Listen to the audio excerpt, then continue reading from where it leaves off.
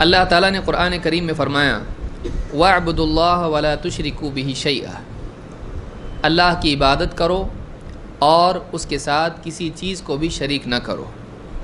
وَبِالْوَالِدَيْنِ إِحْسَانًا، اور ماں باپ کے ساتھ احسان کا سلوک کرو۔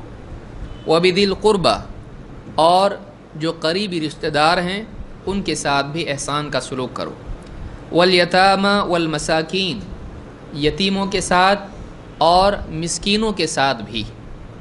وَالْجَارِ ذِي الْقُرْبَى وَالْجَارِ الْجُنُبِ، اور جو نزدیکی رشتہ دار ہیں ان کے ساتھ بھی اور جو دور کے رشتہ دار ہیں ان کے ساتھ بھی۔ وَالصَّاحِبِ بِالْجَنبِ، اور اپنے پڑوس کے ساتھی سے بھی۔ وَابْنِ السَّبِيلِ وَمَا مَلَكَتْ أَيْمَانُكُمْ، اور جو مسافر ہیں ان کے ساتھ بھی اور تمہارے اپنے غلام ان کے ساتھ بھی احسان کا سلوک کرو۔ ان اللہ لا يحب من كان مختالا فخورا، اللہ تعالیٰ ایسے شخص کو پسند نہیں کرتا ہے جو مختال ہے اور فخور ہے۔ یہ سورہ نساء کی آیت نمبر 36 ہے۔ اس ایک آیت میں اللہ رب العالمین نے سب سے پہلے توحید کا حکم دیا، اللہ کی عبادت کرنے اور اللہ کے ساتھ شرک کرنے سے بچنے کا حکم دیا، اور اس کے بعد یک کے بعد دیگرے جن لوگوں سے ایک انسان کا دنیا میں تعلق پیش آتا ہے ان سارے لوگوں کے ساتھ میں اچھا سلوک کرنے کا حکم دیا ہے۔ اس سے ایک بات یہ معلوم ہوتی ہے کہ انسان پر سب سے پہلا حق اللہ تعالیٰ کا ہے، اس لیے کہ اللہ تعالیٰ نے سارے لوگوں کے ساتھ سلوک اور اپنے معاملے کی درستگی کا حکم دیا، وہاں سب سے پہلے اللہ کا حکم اور اللہ کا حق بتلایا، اس کے بعد ماں باپ اور پھر ایک کے بعد ایک رشتہ داروں کا تذکرہ اللہ تعالیٰ نے کیا ہے۔ اس اعتبار سے ایک انسان کو پہلی چیز یہ کرنا چاہیے کہ اپنی زندگی میں اپنا تعلق اللہ سے صحیح کرے۔ اور اسلام صرف اتنا نہیں ہے کہ ایک انسان اللہ کا بندہ بن جائے، نمازوں کا 5 وقت کی نمازوں کا اہتمام کرنا اور ذکر کرنا، تلاوت کرنا اور اسی طرح سے بہت ساری اور دینی چیزوں کا اہتمام کرنا، بلکہ اسلام یہ بھی ہے کہ ایک انسان بندوں کے ساتھ میں اچھا سلوک کرے۔ بلکہ بہت سے مواقع یہ ہوتے ہیں کہ انسان کو بندوں کے حقوق ادا نہ کرنے کی وجہ سے اللہ کا وبال اس پر آتا ہے، جس میں سے والدین ہیں۔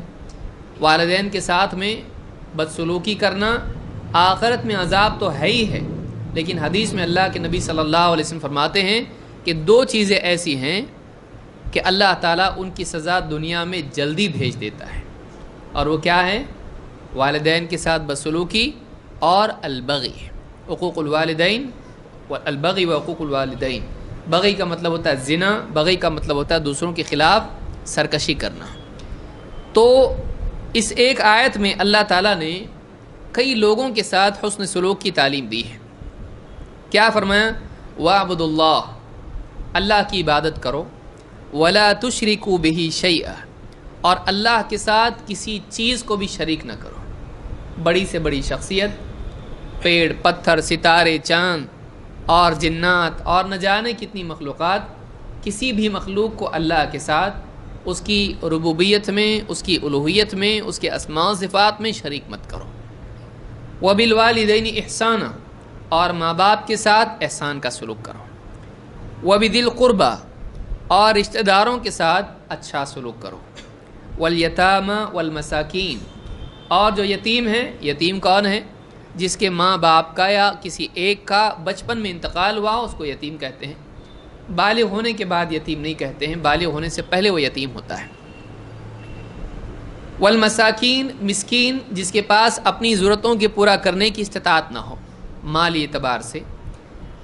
والجار ذی القربى والجار الجنب، اور رشتہ دار جو قریبی رشتہ دار ہیں، پڑوسی جو تمہارا قریبی ہے اور وہ پڑوسی جو دور ہے۔ والجار ذی القربى کا مطلب ہوتا ہے ایک تو یہ کہ وہ پڑوسی جو رشتہ دار بھی ہو، کہ 2 رشتے اس کے ساتھ ہو گئے، پہلے رشتہ دار ذکر ہو گیا، لیکن ایسا پڑوسی کہ پڑوسی ہونے کے ساتھ ساتھ وہ رشتہ دار بھی ہے، یا وہ پڑوسی جو قریب کا پڑوسی ہے جس کا گھر آپ کے گھر سے قریب ہے۔ اور والجار الجنب، اور وہ پڑوسی جو دور کا پڑوسی ہے۔ جس کا گھر آپ سے دور ہے یا وہ پڑوسی ہے لیکن رشتہ دار آپ کا نہیں ہے۔ والصاحب بالجنب، اور وہ تمہارا ساتھی جو تمہارے بازو ہے یا قریب ہے۔ کون مراد ہے اس سے؟ نمبر 1، اس سے بیوی بھی مراد لی گئی ہے، اس لیے کہ بیوی شوہر ساتھ میں رہتے ہیں بلکہ ساتھ میں لیٹتے بھی ہیں، تو جو پڑوس اس کا اتنا قرب ہے کہ ساتھ ہی تمہارا ہے، تو بیوی بھی اس میں آ گئی۔ اور دوسرے یہ کہ ایک آدمی سفر میں ہے، وقتی طور پر تمہارے ساتھ مسافر ہے، اس کے ساتھ بھی اچھا سلوک کرو۔ والصاحب بالجنب میں یہ بھی آتا ہے، یا کہیں پڑھائی لکھائی کا معاملہ ہو یا جاب کا معاملہ ہو، تو اس میں بھی تمہارا کلیگ جس کو ہم کہتے ہیں، ساتھ میں کام کرنے والا، تمہارا کسی مشغلے میں ساتھ میں رہنے والا، تو اس کے ساتھ بھی اچھا سلوک کرو۔ تو والصاحب بالجنب میں یہ سارے تینوں لوگ آتے ہیں۔ وابن السبیل، اور جو مسافر ہے اس کے ساتھ بھی اچھا سلوک کرو۔ وما ملکت ایمانکم، اور جو تمہارے ماتحت ہیں، تمہارے غلام ہیں، ان کے ساتھ بھی اچھا سلوک کرو۔ آج تو کوئی غلام ہمارا ہے نہیں، اس لیے کہ آج غلام نہیں ہوتے ہیں، پہلے زمانے میں ہوتے تھے۔ تو تمہارے جو غلام ہیں ان غلاموں کے ساتھ بھی اچھا سلوک کرو۔ ان اللہ لا يحب من كان مختالا فخورا، اللہ تعالیٰ ایسے شخص کو پسند نہیں کرتا ہے جو مختال ہو اور فخور ہو۔ مختال کون ہے؟ جس کی زندگی میں اکڑ ہو، جس کے چلنے میں، اٹھنے بیٹھنے میں اور لوگوں سے سلوک کرنے میں گھمنڈ اور اپنی برتری ٹپکتی ہو۔ اور فخور کون ہے؟ جو زبان سے اپنی شیخی بگھارتا ہو، جو زبان سے اپنی بڑائی بیان کرتا ہو، میرا نسب ایسا ہے، میں فلاں ہوں، میں فلاں ابن فلاں ہوں، میں ایسا ہوں اور میں کمالات والا ہوں۔ تو اپنی خوبیوں پر، چاہے واقعی وہ خوبیاں اس میں ہوں یا فرضی طور پر ذہن میں اس کے تصور میں ہو کہ میں بہت اعلیٰ ہوں، اور اپنی زبان سے اپنی تعریف ایسی کرتا ہے کہ لوگوں پر برتری جتاتا ہے۔ تو ایک ہو گیا مختال، جو چلنے پھرنے میں بہت ٹھاٹ باٹ سے اکڑ کے چلتا ہے، اس کا معاملہ لوگوں سے ایسا ہے کہ گویا اس کے ذہن میں یہ ہے کہ میں دوسروں سے بڑھ کے ہوں، دوسروں کو نیچا دکھاتا ہے۔ یہ مختال ہے، چلنے پھرنے میں جس کے اکڑ دکھائی دیتی ہو۔ فخور کون ہے؟ جو اپنی زبان سے فخر کرتا ہو، جس کے ذہن میں اپنی ذاتی بڑائی ہو، اور جو لوگوں کے سامنے اپنی تعریف آپ کرتا ہو، دوسروں کو چھوٹا بتا کے اپنے اوپر فخر کرتا ہے۔ اللہ تعالیٰ ایسے لوگوں کو پسند نہیں کرتا ہے۔ تو گھمنڈ چاہے زبان پر ہو، دل میں ہو، یا اٹھنے بیٹھنے اور چلنے پھرنے کے اعتبار سے ہو، اللہ کو گھمنڈ پسند نہیں۔ وعباد الرحمن الذین یمشون علی الارض ہونا، رحمان کے بندے کون ہیں؟ جو زمین پر چلتے ہیں عاجزی سے چلتے ہیں۔ عاجزی یعنی چھوٹے بن کے چلتے ہیں، ان کے ذہنوں میں اپنی بڑائی نہیں ہے، ان کے ذہنوں میں یہ ہے کہ میرے قصور اتنے زیادہ ہیں کہ کہیں اللہ میری پکڑ نہ کرے۔ تو ایک انسان اگر فخر اور گھمنڈ والا ہے، اللہ اس کو پسند نہیں کرتا ہے۔ تو اس آیت میں اللہ تعالیٰ نے پڑوسیوں کے بارے میں بھی ذکر کیا، ایسے پڑوسی جو قریب کے ہیں اور ایسے پڑوسی جو دور کے ہیں، ان سب سے اچھا سلوک کرو۔ بلکہ وہ پڑوس بھی جو وقتی ہو سفر میں، وہ پڑوس بھی جو وقتی ہو جاب وغیرہ میں، ان کے ساتھ بھی اچھا سلوک کرو۔